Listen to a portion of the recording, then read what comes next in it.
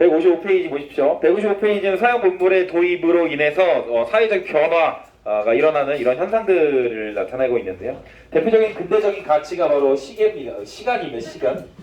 시간이라고 하는 것은 우리가 시계를 통해서 확인을 하게 되는데, 시계가 원래 국가에서 통제하는 것들을 이제 개인이 소유할 수 있는, 그래서 개인의 모든 일상생활에 가장 큰 영향을 끼치는 게 이제 시간이 되겠죠. 그래서 시계가 등장을 하게 되고, 그리고 또 하나 오른쪽 상단에 보면은 그림, 시계가 손에 뭘 들고 있지? 그 뒤에 있는 게 뭐야? 기차. 그래서 어떤 공간적인 변화, 공간의 심리적 거리와 물리적 거리는 그대로지만 어떠한 이제 그 걸린 시간과 같은 이제 심리적 거리가 훨씬 줄어들게 되죠. 그 대표적인 예들이 시계와 기차입니다. 이것들이 이제 그런 역할을 하게 되죠. 넘겨봅시다. 근대 도시의 형성입니다. 자, 각 지역에서는, 각 국가에서는 개항장을 중심으로 새로운 도시가 형성되기 시작합니다. 그 대표적인 도시들이 수도 바로 옆에 있는 항구들이죠. 우리나라에는 인천이 있고, 일본에는 요코하마가 있고, 그 다음에 중국에는 텐진이 있습니다. 이러한 수도 옆에 붙어 있는 가장 가까운 항구 도시를 만들어서 이곳을 중심으로 도시화가 진행이 되는 것이죠. 자, 여기에는 외국인들이 많이 와서 살게 되는데, 그들에게 땅을 조차한 지역을 조개지 또는 거류지 이렇게 표현합니다. 외국인 거류 지역이죠. 조개지 또는 거류지로 표현을 합니다. 중국에서는 조개지라고 조개라고 얘기하고, 우리나라하고 일본에서는 이제 거류지라는 이런 표현을 사용해 왔죠. 자, 대표적인 도시가 이제 밑에 보면은 이 156페이지에 보면 이제 그림 있죠. 지도의 내용을 보면 개항된 요코하마가 나옵니다. 요코하마를 새로 만든 다음에 여기에다가 일본 도쿄하고의 철도를 놓게 되면서부터 훨씬 더 많은 빠른 도시화가 진행이 되는 거죠. 자, 그럼 157페이지에 보면은 철도하고 전신 이런 것들이 이제 항로 이런 것들이 이제 동아시아 사회에 큰 영향을 미쳤다는 내용으로 나와 있습니다. 특히 이제 중요한 건 철도입니다. 철도 같은 경우는 가장 육지에서 가장 많은 물자를 한 번에 옮길 수 있는 최대의 양을 옮길 수 있는 그런 기능을 가지고 있죠. 그러다 보니까 처음에는 근대 문물의 상징으로 보여질 수도 있지만, 실제로는 대부분의 이 철도가 그 국가가 스스로 만든 것이 아니라 외국이 경제 침탈을 위한 목적으로 만들어졌기 때문에 경제 침탈의 상징이기도 합니다. 그래서 어떻게 되냐면은 사람들이 이 경제 침탈의 상징으로 보고 이 철도를 만들지 못하게 공격을 하는 이런 일도 발생하게 되죠. 그래서 밑에 보면은 157페이지 하단에 보면은 처형당하는 의병, 일본군이 철도를 끄는 의병을 처형하고 있다 이런 얘기 나옵니다. 그래서 이건 침탈의 상징으로서도 역할을 하게 되죠. 그 외에도 이제 전국 동아시아 지역을 하루 안에 전보를 칠 수 있을 정도로 교통망과 전신망이 형성되고 있다라고 하는 것이 당시의 사회적 변화입니다. 넘겨볼게요. 자, 서양적 세계관에 있어서 가장 중요한 첫 번째 개념은 만국공법입니다. 자, 만국공법이라고 하는 것은 모든 국가가 적용을 받는, 모든 국가는 동등한 존재라고 하는 국제법입니다. 실제로 존재하지는 않지만 그렇게 하기로 합의한 거야. 이 만국공법이라고 하는 개념이 처음 등장한 시기는 유럽 열강들이 나폴레옹 전쟁이 끝나고 나서 여러 국가들이 영토 문제를 해결하는 과정에서 모든 국가가 동일하다라고 하는 관념을 가지고 이제 조약을 맺기 시작을 하죠. 여기서부터 시작을 합니다. 이게 동아시아로 넘어와서는 각각의 한중일에서는 이거를 다르게 좀 더 여러 가지 상황에 맞게 이제 해석을 하게 되는데, 청나라 같은 경우는 지속적으로 열강들과 협약을 맺어왔습니다. 그 협약을 맺을 때 대체로 그 협약의 목적은 열강들이 자신들의 경제적 이익을 얻기 위함이 담겨져 있죠. 그래서 그런 경제 침탈을 방어하기 위한 수단으로서 청나라에서 사용을 하게 되고, 일본에서는 불평등 조약을 이미 먼저 맺었으나 이것을 자기들이 열강과 동등한 수준으로 국가 경쟁력을 상승시키는 과정에서 그러한 불평등한 경제 조약을 개정하기 위해 사용을 하게 되죠. 자, 이거를 또 일본 같은 경우는 어디다 써넣었어? 그렇지, 우리에게도, 한국에게 강화도 조약에도 일부러 사용을 하는 등 자기들이 당한 걸 그대로 돌려주는 이러한 현상들이 보여집니다. 자, 조선에서도 마찬가지 이 만국공법이라고 하는 질서의 편입, 그러니까 처음엔 관심이 없었으나 나중에는 이제 이 영국이라든지 미국, 러시아 같은 국가들이 물밑에서 들려오면서 오게 되니까 그들을 방어하는 목적으로 만국공법이 필요하다라고 하는 이런 이야기가 나오기 시작을 합니다. 자, 밑에 보면은 만국공법에 대한 설명이 있습니다. 쭉 내용을 보면은 마지막 줄에서 국내의 주권을 자주적으로 행사하고 외국의 지위를 받지 않는 나라가 진정한 독립국이다. 그래서 각각 자신의 국가가 스스로 자신의 국가적 지위를 유지해야, 그래야 다른 국가와 동등하게 바라볼 수 있다. 만국공법이 이제 그런 개념이라는 거죠. 그러니까 이거는 국제법인데 국제법이긴 하지만 어쨌든 실효성은 없습니다. 그러니까 그렇게 생각을 하자는 거야, 다 같이. 자, 두 번째는 사회진화론입니다. 사회진화론이 시작은 이미 설명이 다 된 상황이고, 이 사회진화론의 가장 중요한 개념은 이 자연 생태계에서 일어나고 있는 진화론적인 관점들, 이 사회 집단, 인간 집단에도 이것이 적용된다라고 하는 내용이죠. 그래서 사회진화론의 내용은 크게 두 가지로 포함이 될 수 있습니다. 자, 첫 번째는 지금 서양 열강 사회가 굉장히 부유하고 강력한 국가가 되었다라고 하는 것은 단순하게 과학기술이 발달해서가 아니죠. 그래서 기존에는 처음에는 동북아의 이러한 한중일은 동도서기론, 중체서형, 화원양제와 같이 기술만을 받아들이자고 이야기를 했어. 그런데 이 기술만을 받아들이자라고 하는 내용이 실질적으로는 이 서양이 강력해진 실제의 목적과 실제의 배경을 모르고 한다는 소리다라는 비판으로 적용이 됩니다. 그래서 첫 번째의 내용은 중체서용, 동도서기론과 같이 기술 문명에 대한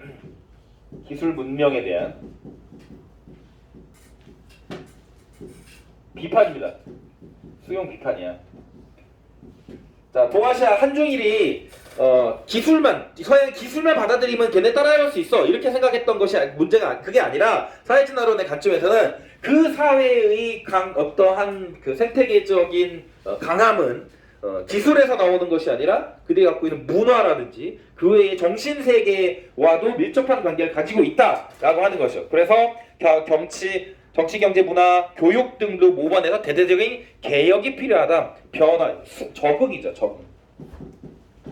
적응을 해야 한다라고 하는 것이 첫 번째 관념이고, 두 번째는 자강입니다. 자강. 스스로 강해져야 돼. 우리가 강해져야 더 강한 존재들에게 맞서서 생존할 수 있다는 거죠. 이게 전부 다 사회주의의 이 사회주의가 아니라 사회 진화론의 기본적인, 그러니까 진화론의 기본적 개념을 사회에 투영시킨 겁니다. 그래서 적응을 해야 되고 자각을 해야 한다라는 이러한 논리로 사용하게 됩니다. 자, 이 사회 진화론이 가지고 있는 이런 두 가지의 특징으로 인해서 결국은 사회 진화론은 어떤 결과를 갖고 왔냐면, 어떤 의미를 갖냐면, 지금 같은 말인데 이 교과서상에 세 군데에 나눠져서 표현이 돼 있어. 같은 말입니다. 위에서 세 번째 줄에 보면은 사회진화론을 이용하여 약소국에 대한 침략을 정당화하였다 써있죠? 네, 이 말하고 밑에서 두 번째 줄에서 약육강식의 원리에 따른 행위로 정당화하였다 같은 말이야. 서양의 침략을 정당화하는 이러한 목적으로 사용되죠. 근데 이 말이 밑에 또 있어. 그때 세계는의 밑에 약육강식으로 시작하는 거 보십시오. 약육강식과 적자 행정을 강조하는 사회진화론은 유럽에서 제국주의 팽창을 합리화하는 사상적 기반이 되었다. 이거도 같은 말이죠. 이 세 개가 같은 말이야. 같은 말입니다. 그래서 약소국에 대한 침략을 정당화하였거나, 아니면 약육강식 원리에 따른 행위로 정당화하였거나, 아니면은 제국주의 팽창에 대한 정당화하였거나 같은 말입니다. 이것이 사회진화론의 활용, 서양의 국가들이 사회진화론으로 이걸 이제 이러한 면모로 사용을 하게 되죠. 무슨 말 이해했어? 같은 말이라고. 이 얘기 같은 말이라는 얘기는 뭐야? 그치? 셋 중에 하나만 써도 된다는 거지. 야, 이 정도 알려주면 박수 한번 쳐야 되는 거 아니냐? 야, 진짜 다 알려줬다. 자, 첫 번째는 언론 매체입니다. 이때 등장하는 언론 매체는 신문이죠, 신문. 자, 신문의 종류는 이제 각각 이제 만들어지기 시작을 하는데, 청나라에서는 신보, 일본에서는 요코하마 마이니치, 요미우리, 그리고 우리나라는 독립신문 만들어집니다. 몇 개야? 4개. 딱이네. 이 근대적 교육에 있어서 중요한 내용은 각각의 각각의 국가들이 어떠한 교육의 목적을 두고 진행이 되었느냐 그 특징들을 설명하면 됩니다. 일본 같은 경우는 이제 의무 교육을 진행했다는 것이 첫 번째 특징이죠. 6세가 되면 의무적으로 소학교에 갔다. 그리고 도쿄대학과 같은 고등교육기관을 만들었다라고 하는 거. 그리고 청나라에서는 경사대학당과 같은 이제 대학을 만들게 되는 거고요. 그리고 이제 일본의 학제를 본떠서 만들었다라고 하는 일청나라의 특징. 조선정부는 교육입국조서가 들어가 있습니다. 이 교육입국조서의 중요한 내용은 도덕교육과 지덕체교육이야. 그러니까 전통교육과 플러스 이게 근대사회 교육, 근대 지식교육을 진행하게 되는 거죠. 그래서 이걸 근거로 소학교 만들어지고 사범학교, 외국인 학교, 그리고 이제 그 외에도 사립학교들도 이제 등장하기 시작을 합니다. 자, 이들은 대체로 유럽이나 미국으로 유학을 가지만 일본이 가장 교육적으로 앞섰기 때문에 근대적으로 앞섰기 때문에 일본으로 유학을 가는 경우, 청나라나 우리나라 같은 경우는 일본으로 유학을 가는 경우도 많이 생겼죠. 밑에 보면은 163페이지 밑에 보면은 교육입국 조서 나옵니다. 자, 이 교육입국 조서에서 가장 이제 헷갈리는 부분이 뭐냐면 이걸 읽어보면은 한 네 번째 줄 보세요. 네 번째 줄. 이제 내가 정부에 명하여 학교를 널리 설치하고 인재를 양성함은 모두 신민의 학식으로 국가의 중흥에 큰 공을 세우게 합니다. 신민은 충국 애국하는 마음으로 덕체지를 함양하라. 자, 지금 여기서 누구에게 충성하래? 이게 왜 일본이야? 한국에서 만든 거. 그래, 이거 감호개혁 때 만들어진 거잖아. 고종한테. 그래, 고종한테, 그러니까 그러니까 지금 현재의 국가죠. 그러니까 여기서 가장 헷갈리는 부분이 뭐야? 신민이라는 표현이 나와서 이게 마치 황국신민서사하고 비슷한 느낌이 나지. 이제 그거를 잘 구분해야 됩니다.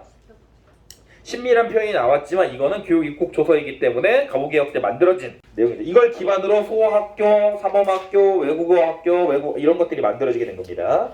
자, 여성교육의 가장 중요한 핵심은 얼마나 의무교육에 빨리 도달하였느냐, 여성들의 근대 지식이 얼마나 더 많이 참여하게 되었느냐, 이런 내용들입니다. 일본 같은 경우는 이제 의무교육을 실시하게 되면서부터 메이지 유신 때 이후로 의무교육 실시하게 되면서 일본 여성들도 기본 보통 교육을 받게 되는 거고요. 조선에서는 여학교를 만들게 되면서 많이 참여를 하게 됐죠.